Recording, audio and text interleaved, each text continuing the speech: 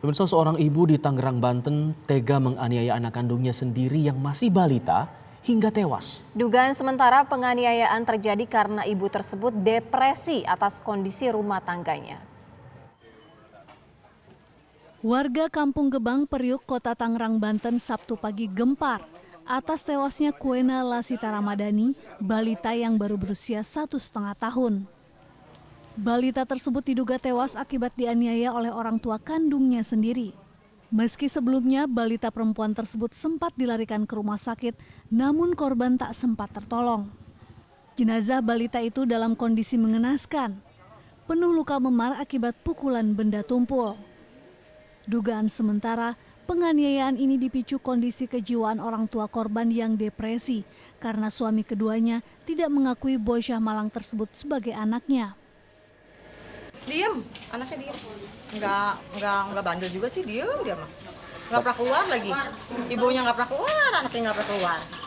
Tapi pernah ngeliat kecurigaan nggak sih Bu dari anaknya atau luka-luka di badannya gitu kalau lagi main? Enggak sih, waktu kemarin aja tuh yang biru-biru itu, gitu doang. Apanya yang Pas lagi biru-biru? beli es. Gitu. Apanya yang Makanya ininya kan ini udah lembab. Kan jualan es, saya beli es. Sempat nanya kenapa biru-biru? Jatuh katanya. Kata, ih Queen, kok badannya biru? Iya tuh jatuh dari kamar mandi, kata dia gitu. Bu, ini kan udah meninggal. Terakhir yang Ibu lihat kapan? Kemarin, semalam itu. Semalam juga pasti bawa itu, pasti bawa ke rumah sakit. Soalnya jangan keluar, tutup pintu terus. Aparat Polsek Jatiwung, Kota Tangerang langsung melakukan olah tempat kejadian perkara dan mengamankan pelaku serta sejumlah barang bukti. Jadi dari hasil pemeriksaan yang kita dapat dari tersangka bahwa kegiatan penganiayaan dilakukan terhadap korban ini sudah sering dilakukan.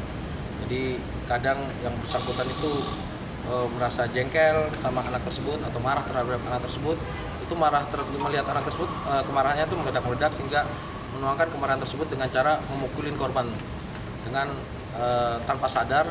Yang pengakuan daripada tersangka ini mengakibatkan tangannya juga sakit setiap memukul korban. Kalau kondisi kejiwaannya sendiri?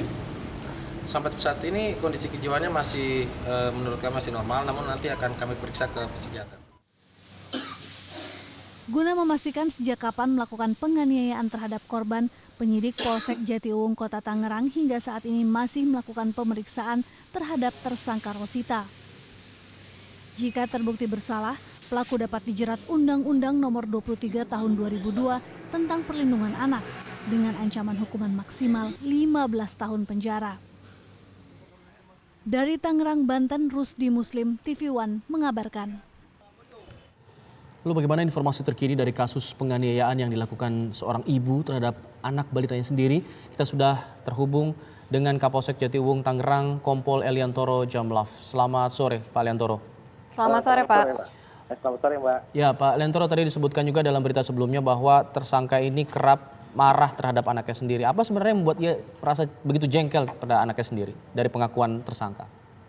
Jadi, Mas, dari hasil pemeriksaan kami terhadap tersangka, kejengkelan atau kekesalan tersangka ini karena setiap melihat korban selalu teringat akan mantan suaminya yang kedua.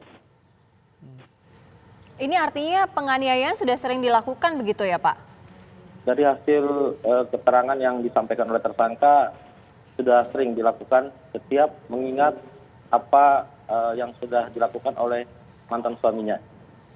Jadi korban ini merupakan anak dari mantan suaminya yang kedua juga, seperti Ya, itu. Betul. Di rumahnya ini tinggal ada berapa orang di dalam, Pak? Di rumah tersangka itu tinggal bersama suaminya yang ketiga dengan korban. Nah, lalu suaminya yang ketiga ini seperti apa? Suami yang ketiga dari hasil keterangan kami sebagai saksi, memang kehidupan saat ini dengan suami ketiga ini berjalan cukup baik. Kehidupan perekonomian pun berubah menjadi lebih mapan. Iya, dari keterangan suami yang ketiga ini apakah juga menjelaskan bahwa sempat mengamankan balita ini sehingga tidak dipukuli oleh ibunya atau seperti apa, Pak? Dari keterangan suami yang ketiga ini sudah berapa kali sering mengingatkan istrinya agar tidak melakukan penganiayaan atau pemukulan terhadap korban. Jadi kerap setiap istrinya melakukan entah memukul atau mencubit, selalu dilarang oleh suaminya. Apakah ketika dilakukan penganiayaan, suami yang ketiga ini artinya melihat atau jangan-jangan juga kerap dilakukan ketika tidak ada orang, hanya ada korban dengan ibunya? Jadi dari hasil yang keterangan yang kita ambil bahwa penganiayaan ini dilakukan ketika suaminya sedang kerja. Kebetulan suaminya bekerja profesi sebagai ojek online. Oke, artinya tidak ada kontribusi apapun dari suami ketiga tersangka ini dalam hal penganiayaan ini, Pak? Ya, betul Mas, dari hasil keterangan. Oke, lalu mungkin bisa ceritakan awal mula kasus ini bisa terungkap, mungkin ada yang melaporkan atau seperti apa?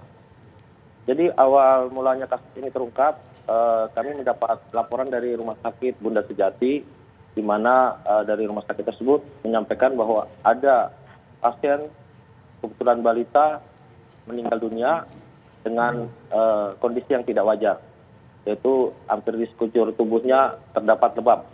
Dari informasi dari rumah sakit tersebut, kemudian kami dari Polsek Jatiwung, tim unit reskrimnya turun mengecek ke rumah sakit dan lanjut ke rumah tersangka untuk melaksanakan olah TKP.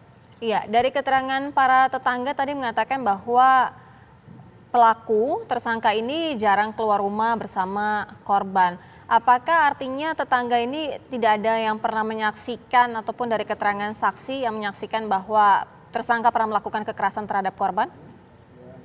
Jadi betul Mbak, dari beberapa saksi yang merupakan tetangganya tersangka, jadi mereka tidak secara langsung dapat menyaksikan kejadian penganiayaan tersebut. Namun mereka hanya sering mendengar anak atau korban ini sering menangis. Oh, tadi disebutkan juga dilaporkan dari pihak rumah sakit. Apakah itu pertama kalinya korban dirawat di rumah sakit atau memang sebelumnya pernah? Jadi ini pertama kali korban dibawa ke rumah sakit. Sesampainya di rumah sakit dinyatakan meninggal oleh rumah sakit. Baik, dari pengakuan tersangka ketika menganiaya korban, kemudian yang membawa ke rumah sakit itu tersangka sendiri bersama suami yang ketiga atau seperti apa, Pak? Jadi yang membawa ke rumah sakit adalah adiknya tersangka. Adiknya tersangka, kebetulan adik angkat yang sering main ke rumah tersangka. Pada saat itu melihat kondisi korban sangat kritis dan akhirnya memaksakan diri untuk membawa korban ke rumah sakit. Artinya pada saat dibawa masih dalam keadaan hidup sebenarnya, Pak? Pada saat di rumah tersangka masih dalam keadaan hidup, sesampainya di rumah sakit dinyatakan meninggal oleh rumah sakit. Baik, untuk tersangka ini dikenakan pasal apa, Pak? Jadi kami kenakan dengan pasal 80 ayat 3 Undang-Undang nomor 35 tahun 2014 tentang perubahan atas Undang-Undang nomor 23 tahun 2002 tentang perlindungan anak dengan ancaman hukuman 20 tahun. Baik. Terima kasih Pak Leontoro atas informasinya di Kabar Petang. Selamat sore, Pak. Selamat sore.